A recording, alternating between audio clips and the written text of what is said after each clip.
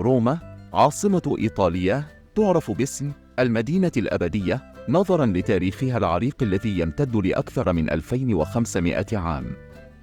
تأسست روما في 21 أبريل 753 قبل الميلاد، وهي مدينة غنية بالثقافة والفن والتاريخ. كانت مركزاً للإمبراطورية الرومانية العظيمة، ولا تزال حتى اليوم واحدة من أهم المدن في العالم من حيث التراث الثقافي والتاريخي. تأسست روما وفقاً للأسطورة على يد التوأمين رومولوس وريموس اللذين ربيا بواسطة ذئبة. بدأت المدينة كقرية صغيرة على تل بلاتين، وسرعان ما نمت لتصبح مركزاً حضرياً مهماً. في القرن السادس قبل الميلاد أصبحت روما مملكة، ثم تحولت إلى جمهورية في عام 509 قبل الميلاد بعد الإطاحة بالملوك الأتروسكيين. خلال فترة الجمهورية توسعت روما بشكل كبير من خلال الفتوحات العسكرية والتحالفات. أصبحت القوة المهيمنة في البحر الأبيض المتوسط بعد الحروب البونيقية ضد قرطاج. شهدت الجمهورية أيضاً صراعات داخلية، بما في ذلك الحروب الأهلية التي أدت في النهاية إلى صعود يوليوس قيصر. في عام 27 قبل الميلاد أعلن أغسطس قيصر نفسه أول إمبراطور لروما، مما أسس الإمبراطورية الرومانية. خلال هذه الفترة بلغت روما ذروتها من حيث القوة والنفوذ. شيدت العديد من المعالم الشهيرة مثل الكوليسيوم والبنثيون والمنتدى الروماني. استمرت الإمبراطورية حتى سقوطها في القرن الخامس الميلادي. بعد سقوط الإمبراطورية الغربية أصبحت روما مركزاً للكنيسة الكاثوليكية.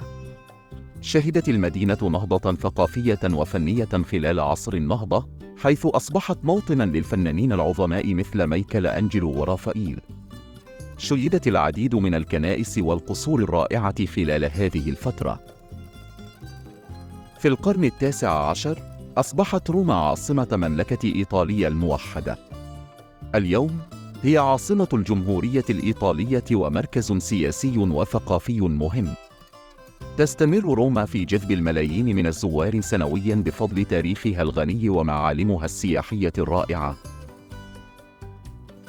الأماكن التي يجب زيارتها في روما: الكوليسيوم، المدرج الروماني الشهير الذي كان يستضيف مباريات المصارعين. البنثيون، معبد روماني قديم تحول إلى كنيسة. المنتدى الروماني، مركز الحياة السياسية والاجتماعية في روما القديمة. الفاتيكان، مقر الكنيسة الكاثوليكية وموطن كنيسة القديس بطرس وكنيسة سيستين. نافورة تريفي، واحدة من أشهر النوافير في العالم.